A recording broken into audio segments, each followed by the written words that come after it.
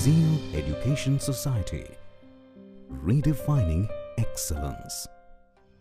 Hi, my name is Rahul Siddharam Chitale and I am performing a project on Python based on coding, making a digital clock with my teammates Shubham Damani, Rohit Dokte and Kiran Daun.